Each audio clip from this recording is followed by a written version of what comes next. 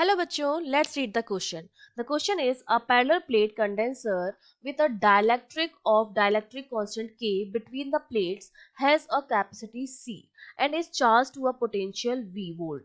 The dielectric slab is slowly removed from the between the plates and then again reinserted. Then the net work done by the system in this process is. तो हमें इस पूरे process में जितना work done करना पड़ा वो हमको निकालना है। तो देखिए जब हम इस क्वेश्चन को सॉल्व करने के लिए कॉन्सेप्ट की बात करेंगे तो देखिए हमसे यहाँ बात की जा रही है पैरेलल प्लेट कैपेसिटर की। और आपको पता है कि कैपेसिटर का काम होता है चार्ज को स्टोर करना, ठीक है।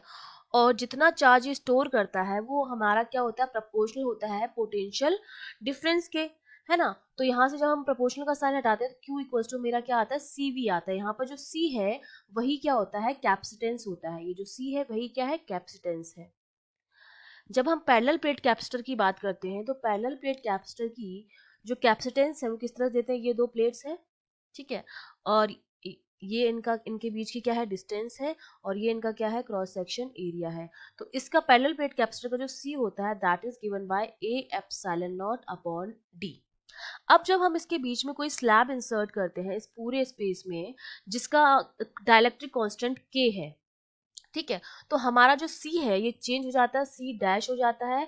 अब ये बन जाएगा A epsilon not K upon D, ठीक है। इसका मतलब C डैश जो होता है मेरा वो क्या हो गया, K इंटू सी के बराबर हो गया। मतलब अगर हम कोई डाइलेक्ट्रिक कांस्टेंट भर दे तो कैपेसिटेंस जो होता है किसी भी कैपेसिटर का वो क्या होता है, बढ़ जाता है। तो अब हमसे कह रहा है कि स्टार्टिंग में हमने जो लिया है हमारा पैरेलल प्लेट कैपेसिटर, तो उसमें क्या था पैरेलल प्लेट कैपेसिटर में कि डाइलेक्ट्रिक स्लैब भरा हुआ था। तो हमने मान लिया कि एनर्जी जो स्टोर होती है किसी भी पैरेलल प्लेट कैपेसिटर वो होती है हाफ सी वी स्क्वायर। तो ये तो जब हमारा स्लैब जो था वो क्या था, इंसर्ट था, ठीक है। डाइलेक्ट्रिक कांस्टेंट जो था वो भरा हुआ था उस टाइम पर ही हमारी कैपेसिटेंस उस टाइम ये थी एनर्जी। उसके बाद हमने अब क्या किया, उसको रिमूव कर दिया है। जैसे ही हम उसको रिमूव करेंगे तो हमारी कैपेसिटेंस जो होगी वो क्या हो जाएगी, घट जाएगी। क्योंकि यहाँ से जो सी की वैल्यू आती है वो क्या आती है, सी डैश अपॉन के बराबर आती है। मतलब जब स्लैब नहीं है पैरेलल प्लेट कैपेसिटर के बीच में तो उसका कैपेसिटेंस जो होता है घट जाता है। तो अब एनर्जी जो होगी वो कितनी हो जाएगी, half c dash v square. Potential में तो कोई चेंज आया नहीं है। अब ये कंडीशन तब है जब हमने स्लैब को क्या कर दिया है, रिमूव कर दिया। उस टाइम हमारी एनर्जी हो गई half c dash v square और जो रिलेशन है सी और सी डैश के बीच में वो हमने यहाँ लिख दिया है।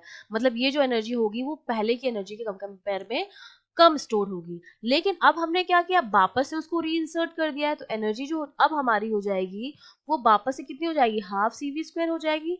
जैसे ही हम स्लैब को रीइंसर्ट करेंगे तो वापस से क्या होगा, उसकी कैपेसिटेंस बढ़ने लगेगा और पहले जितना ही हो जाएगा जितना पहले था।